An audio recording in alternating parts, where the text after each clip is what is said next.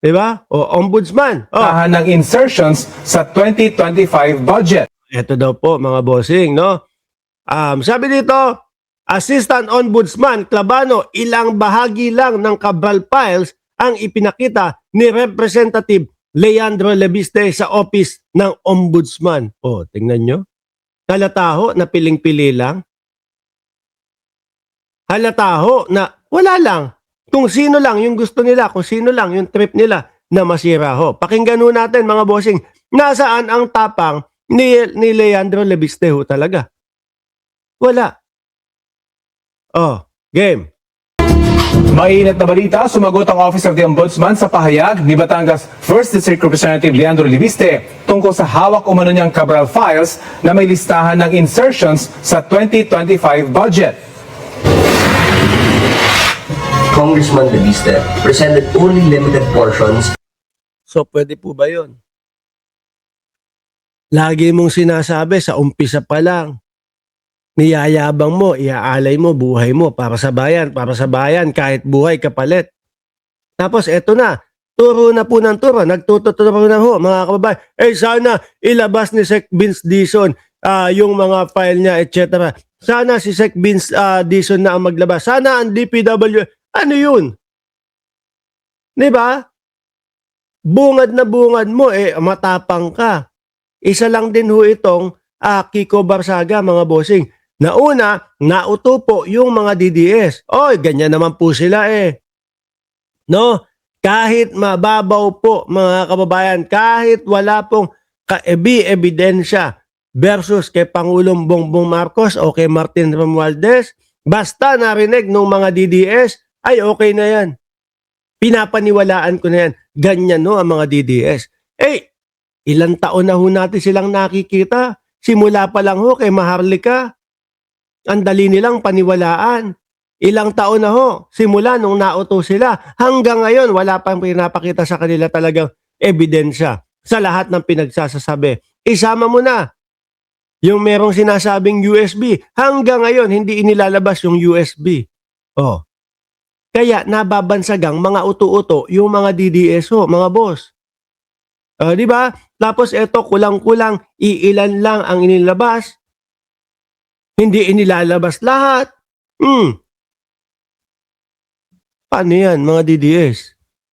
Paano nyo ipapakulong yung Pangulong Bongbong Marcos? Paano nyo pababagsakin yung Pangulong Bongbong Marcos kung yung mga superhero ninyo, ganito? Buong file daw, ilalabas niya. Hanggang ngayon, nangangatog ang itlog. Takot. Of the list, responsive in fairness to specific inquiries. But he did not present the entire set of files he claimed to possess. Pwede ba yun? Di ba nga kaya ang mga diskaya ho, mga boss chief amo sir, is hindi mapayag-payagan o hindi makakuha ng witness protection dahil halata na hindi sila nagte-tell all. Mas maigi pa nga yung mga Bryce Hernandez Yung Bryce Hernandez, pag tinanong mo, talagang sasabihin mo lahat. Mas maigi pa nga yung Bryce Hernandez at yung si Alcantara talagang nagsusuoli at nakikipag-cooperate. Yung mga bata nitong sila Marcoleta, walang all out. Style ba talaga yan ng mga DDS? Halata Kapag ka sinabi ninyo na para sa bayan ang gagawin ko, ilalabas nyo yan lahat. Wala kayong pipiliin. Di ba? Si Batang Promel Kid, etong bata. Wala ho, mga bossing. Even when asked to do so. Yan ay matapos sabihin ni Lebiste na noong Nobyembre pa niya ipinakita sa Ombudsman at sa Independent Commission for Infrastructure ang Cabral Files na may listahan ng mga mambabatas na pinaglaanan umano ng pondo para sa DPWH projects.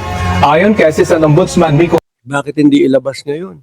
Tsaka ang dami hong nagtatanong, mga bossing, bakit daw ho, mga kababayan, kung kailan namatay daw, no, kasi buhay pa din ho yung iniisip ng mamamayang Pilipino na si Yusek Cabral ay buhay. Na si Yusek Cabral ay lumabas lang ng bansa o nag-backdoor si Yusek Cabral pero hindi totoong patay Diba? Bakit kung kailan patay daw, saka palang ilalabas? Hindi kaya dahil, kasi hindi na magsasalita si Cabral no? Kung isulat ko si Martin Romualdez dito, kung isulat ko si Bongbong Marcos dito, hindi na magsasalita si Cabral na dinagdagan ko lang ito. Di ba? Sabi ni Ma'am Neng Gigi, ako talaga hanggang ngayon hindi convinced na patay si Cabral. Ang iniisip ko nga, baka si Lebiste kasabwat pa ho dyan Kasi timing na timing ho, mga bossing. Di ba? Timing na timing ho. Biruin nyo mga boss J. Pamo, sir. Ang tagal niya ng hawak yung Cabral files na sinasabi niya. Pero, kinailangan muna na mayroong mahulog sa bangin daw.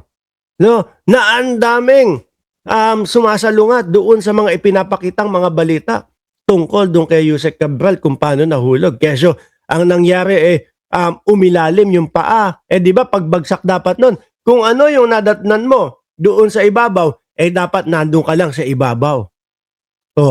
Pero hindi. Iba. Yung kay Cabral, umilalim pa. Ano yun? Sumiksek, sumuot, umilalim. Nakagalaw pa. Ipasok ko nga yung sarili ko dito. Di ho ba mga boss, Chipamo, sir? Baka mamaya ang estilo nitong mga ito, sige, kunyari ikaw na ang maglalabas. Idawit mo na, isama mo na, yung gano'n. Tapos, kami naman, ang gagawin naman dito namin, magpapatay-patayan kami. No?